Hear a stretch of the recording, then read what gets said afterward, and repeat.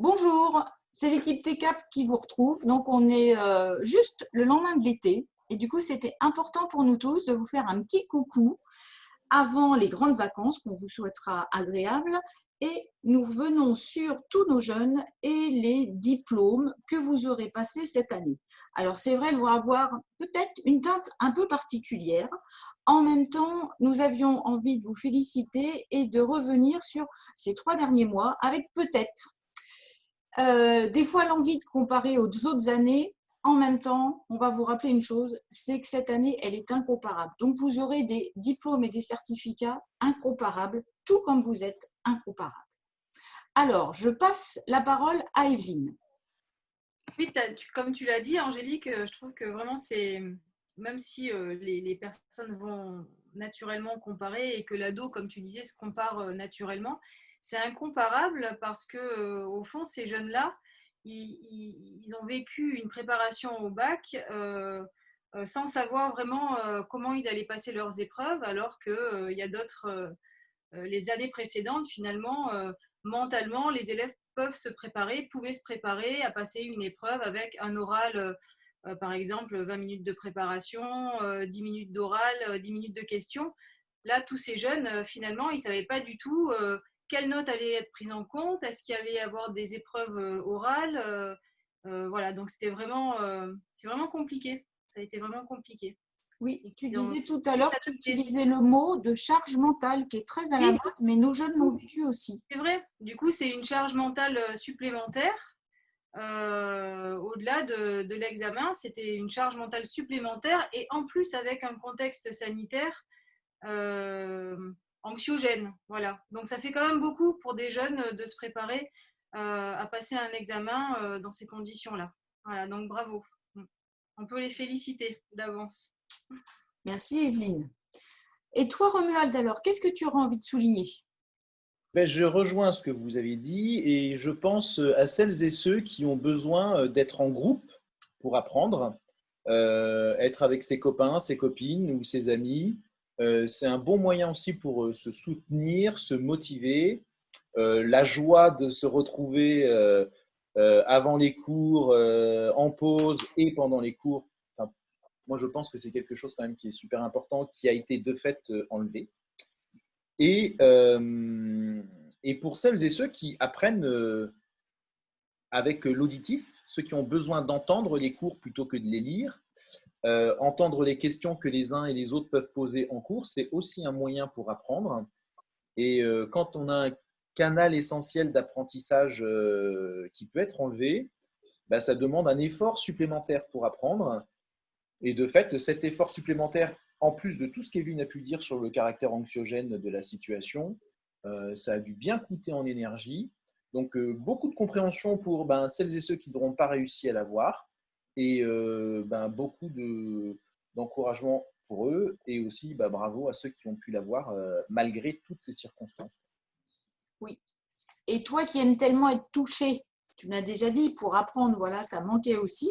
Donc, c'est vrai que là, finalement, pour avoir la promiscuité et la chaleur de l'autre, ben, c'était délicat. Merci, Romu. Nadine.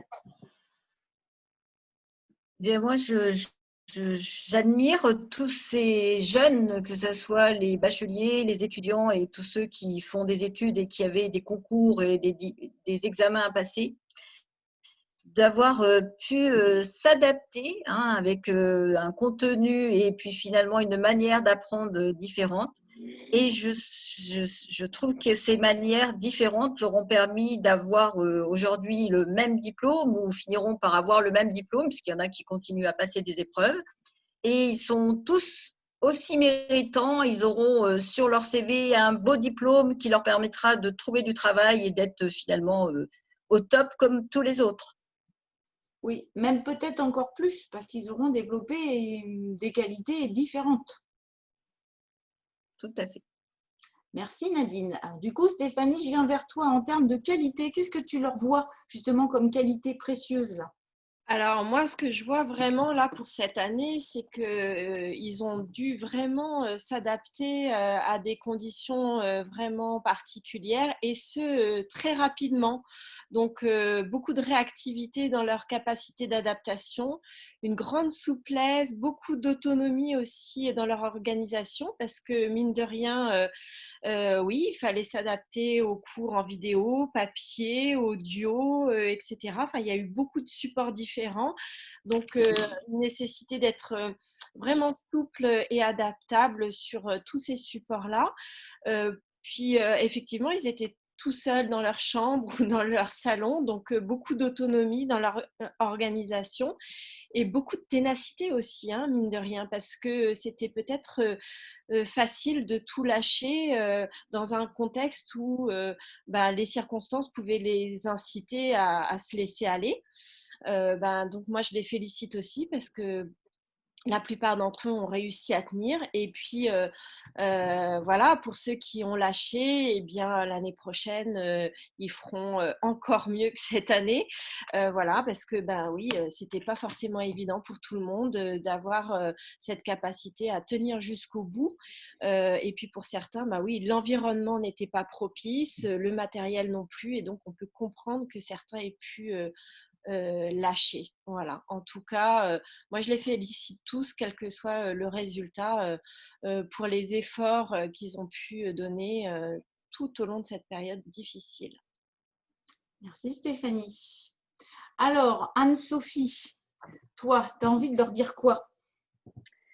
J'ai envie de dire que quelle que soit la finalité, ils peuvent tous se féliciter d'avoir pu trouver et la force et les ressources pendant cette période particulière, atypique, comme tu l'as dit tout à l'heure, pour travailler, pour s'adapter, en y mettant encore plus de conviction, peut-être encore plus d'envie pour aller vers la réussite. Et puis, c'est aussi une occasion de revoir un petit peu ce qui n'aura pas fonctionné pour ceux qui devront s'y remettre l'année prochaine. En tout cas, je pense, et on pense tous qu'ils auront fait aussi de leur mieux avec ce qu'ils sont et avec leurs propres moyens et leurs propres capacités. Donc, j'ai envie de leur dire d'être fiers d'eux, quelle que soit la finalité, quel que soit comment ça se finit, comment ça se termine, que chacun soit fier de lui. Et puis, évidemment, de fêter ça pour terminer l'année scolaire, entouré d'amis, de famille, enfin, de personnes importantes, et de fêter ça comme il se doit, bien sûr, avec modération, mais comme il se doit. Alors, je ne sais pas qui c'est, modération, ça doit être un bon copain à toi. On va les taquiner. En tout cas, vous remercier, leur redire que ça nous tenait à cœur de le faire et que je ne sais pas de quoi ferait l'après, mais en tout cas, c'est sûr qu'au-delà des notes qu'ils auront eues, ce qu'ils vont avoir appris et développé, même s'ils n'en sont pas encore conscients, ça va servir pour le futur. Et que nous, on est tous fiers d'eux parce que tous ces jeunes, c'est notre futur. Donc, on leur fait un petit bravo tous ensemble. Bravo les jeunes. Bravo.